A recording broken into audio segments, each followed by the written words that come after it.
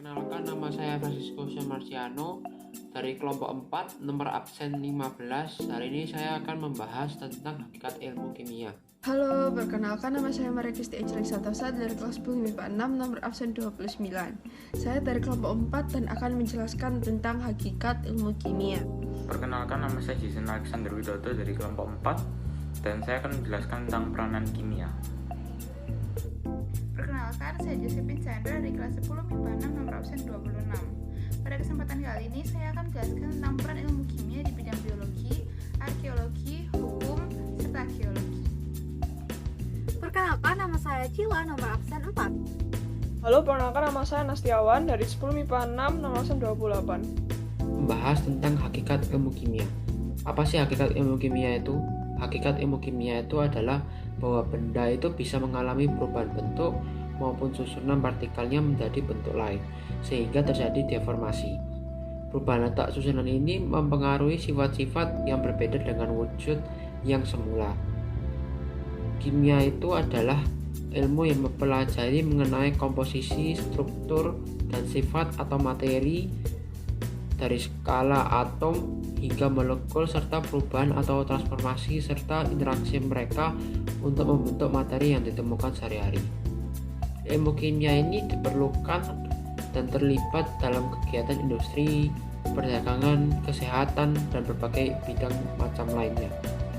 Ilmu kimia ini sangat berperan dalam penemuan dan pengembangan material dan sumber energi baru yang lebih bermanfaat, nilai ekonomis tinggi, dan lebih ramah lingkungan. Setelah kita membahas tentang hakikat ilmu kimia, sekarang kita akan membahas tentang konsep dasar kimia. Nah, apa sih ada yang di konsep dasar kimia ini? Yang pertama yaitu ada tata nama.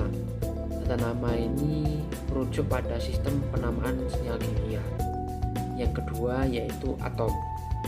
Atom adalah sekumpulan materi yang terdiri atas inti yang bermuatan positif yang biasanya mengandung proton, neutron, dan beberapa elektron di sekitarnya yang mengimbangi muatan positif inti. Yang ketiga yaitu unsur. Unsur itu adalah sekelompok atom yang memiliki jumlah proton yang sama pada intinya. Yang keempat yaitu ion.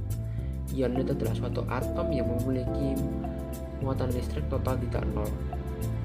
Jumlah elektronnya tidak sama dengan jumlah proton. Kaiton itu adalah ion bermuatan positif. Karena ada muatan positif pasti ada muatan negatif. Nah, muatan negatif itu disebut anion. Yang kelima itu ada senyawa.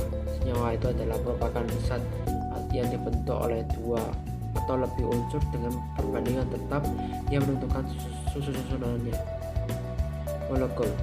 Molekul adalah bagian terkecil dan tak terpecah dari suatu senyawa kimia murni yang masih mempertahankan sifat kimia dan fisik yang unik.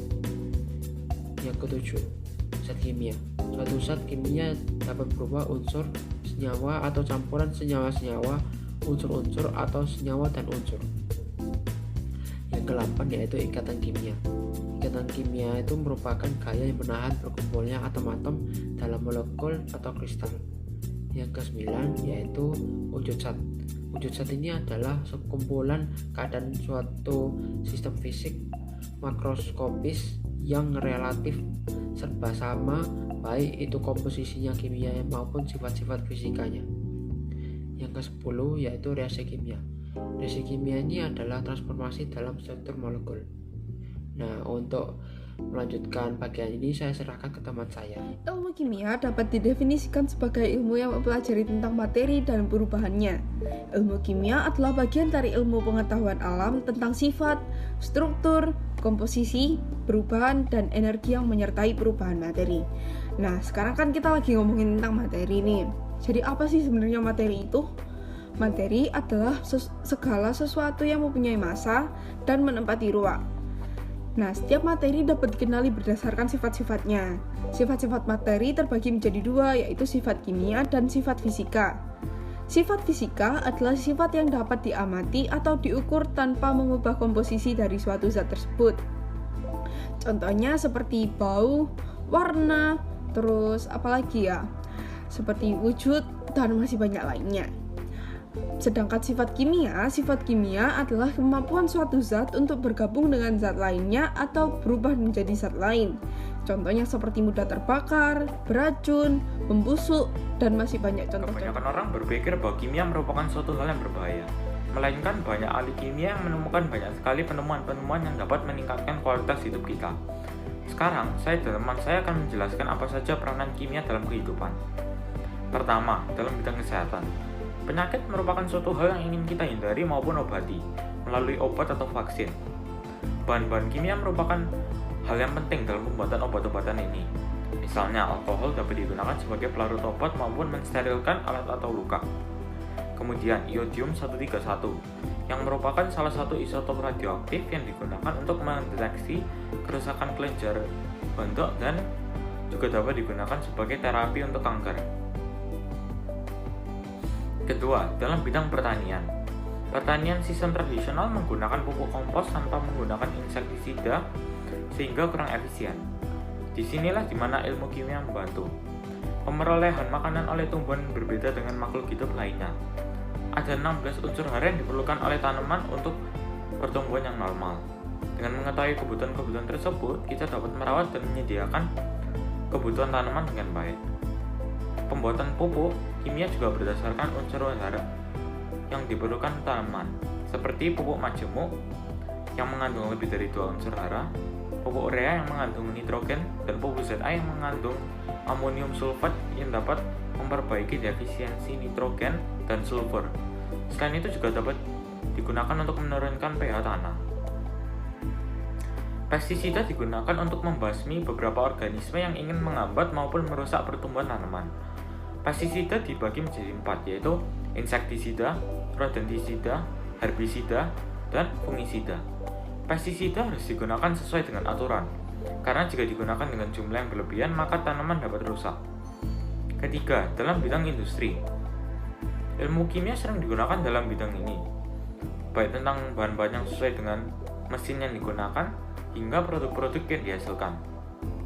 Seperti produk makanan terhadap zat aditif di dalamnya. Zat aditif digunakan untuk meningkatkan kualitas dan cita rasa makanan tersebut. Selain itu, juga dapat membuat makanan menjadi awet. Zat aditif terdiri atas zat pewarna, pemanis, pengawet, dan banyak lagi. Tetapi, konsumsi bahan zat aditif yang berlebihan tidaklah baik untuk ginjal kita, sehingga kita harus membatasi jumlah konsumsi makanan yang mengandung zat aditif. Ini adalah bidang biologi. Bidang biologi terkhusus mempelajari tentang makhluk hidup. Walaupun begitu, ilmu kimia dan ilmu biologi saling berhubungan. Sebagai contohnya, proses kimia yang terjadi dalam makhluk hidup, seperti pencernaan makanan, pernafasan, metabolisme, fermentasi, serta fotosintesis. Dan untuk mempelajari hal tersebut diperlukan pengetahuan tentang struktur dan sifat senyawa yang ada, seperti karbohidrat, protein, vitamin, enzim, lemak, dan yang lain-lain. Selain itu, peran ilmu kimia dalam bidang biologi juga dapat untuk menentukan zat-zat dalam makhluk hidup, serta menentukan unsur-unsur yang terkandung dalam makhluk hidup. Bidang selanjutnya adalah bidang arkeologi. Dalam bidang arkeologi, ilmu kimia berperan penting dalam hal menentukan umur suatu benda purbakala maupun umur fosil. Dalam hal ini dibutuhkan alat semisal radioisotop karbon-14 yang merupakan hasil dari penerapan teknologi ilmu kimia. Selain itu, ilmu kimia juga berperan untuk menentukan umur suatu benda purbakala melalui teori peluruhan radioaktif yang merupakan salah satu teori kajian dalam ilmu kimia. Selanjutnya adalah bidang hukum. Ilmu kimia dalam bidang hukum berperan dalam pembuktian kasus hukum. Pemeriksaan alat bukti kriminalitas oleh tim forensik juga menggunakan ilmu kimia di dalamnya. Bagian tubuh manusia seperti rambut dan darah dapat diperiksa strukturnya. Setiap individu memiliki struktur DNA yang berbeda, dan DNA tersebut dapat digunakan untuk mengidentifikasi seseorang dan dapat berguna untuk membuktikan tindak kejahatan seseorang. Selanjutnya adalah bidang geologi. Bidang geologi berkaitan dengan penelitian batu-batuan atau mineral dan pertambangan gas dan minyak bumi. Dasar ilmu kimia digunakan dalam proses penentuan unsur yang menyusun mineral serta pendahuluan untuk eksplorasi. Peran ilmu kimia di bidang geologi adalah untuk mempermudah geolog dalam mempelajari kandungan material bumi seperti logam maupun minyak bumi dengan sifat-sifat kimia dari beberapa material bumi dan teknik analisisnya. Selain itu juga untuk penelitian batuan dan pertambangan gas, serta untuk penentuan unsur yang menyusun mineral dan tahap pendahuluan untuk eksplorasi. Sekian penjelasan dari saya, terima kasih. Nah, sekarang saya dan partner saya akan membahas mengenai keselamatan kerja di laboratorium. Apa aja sih hal-hal yang perlu diperhatiin ketika kita berada di laboratorium? Yang pertama itu ada alat keselamatan kerja. Alat keselamatan kerja ini tuh berfungsi agar ketika terjadi kecelakaan bisa ditangani secara cepat dan langsung. Contoh-contoh alatnya itu seperti pemadam kebakaran atau hidran, air washer, water shower, kemudian ada blaster, kotak P3K, dan masih banyak lagi. Contoh-contoh lebih lengkapnya ada di samping ini ya. Yang kedua itu ada simbol keselamatan kerja. Simbol-simbol ini tuh berfungsi untuk memberitahu kita bahaya apa yang ada pada benda atau zat-zat kimia yang ada di sekitar kita. Contohnya kayak simbol animal hazard, artinya bahaya dari hewan yang disuntingkan zat-zat eksperimen. Contoh lainnya ada sharp instrument hazard, artinya bahaya dari benda-benda tajam. Dan tentunya simbol-simbolnya nggak cuma itu aja, masih banyak lagi. Lebih lengkapnya seperti yang di samping ya. Yang ketiga, cara memindahkan bahan kimia. Cara memindahkan bahan kimia ini, kita harus memperhatikan dulu, harus mencari informasi dulu. Gimana cara mindahinnya, bahaya apa yang akan ditimbulkan, dan masih banyak lagi. Kemudian, cara memindahkan bahan cair dan bahan padat itu berbeda. Untuk memindahkan bahan cair harus menggunakan batang pengaduk atau pipet tetes, dan kita harus memastikan kita terhindar dari percikan cairannya agar tidak terjadi iritasi kulit. Sedangkan untuk memindahkan bahan padat, kita harus menggunakan sendok atau alat lain yang tidak mengandung logam. Dan usahakan jika zat padatnya lebih dari 2, sendoknya juga lebih dari 2 ya, agar tidak terkontaminasi zat-zat lain. Untuk materi selanjutnya akan dijelaskan oleh partner saya, Liana. Saya akan menjelaskan alat keselamatan kerja yang harus ada di laboratorium.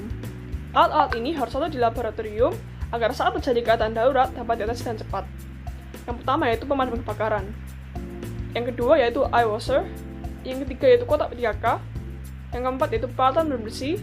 Yang kelima itu jas laboratorium. Yang keenam yaitu plastik pembalut. Yang ketujuh yaitu kapas. Yang kedelapan yaitu obat-obatan.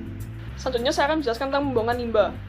Limbah bahan kimia secara umum dapat meracuni lingkungan. Oleh karena itu kita perlu penanganan khusus, yaitu yang pertama dengan membuang limbah bahan kimia tidak langsung ke lingkungan. Yang kedua itu membuang pada tempat yang disediakan. Yang ketiga yaitu limbah organik dibuang pada tempat terpisah agar dapat daur ulang. Yang keempat, limbah padat dibuang pada tempat khusus. Yang kelima, limbah tidak berbahaya boleh langsung dibuang. Yang keenam, buang segera limbah bahan kimia setelah pengawatan selesai. Yang ketujuh, limbah cair yang tidak larut dalam air dan beracun dikumpul pada botol dan diberi lampiran jelas.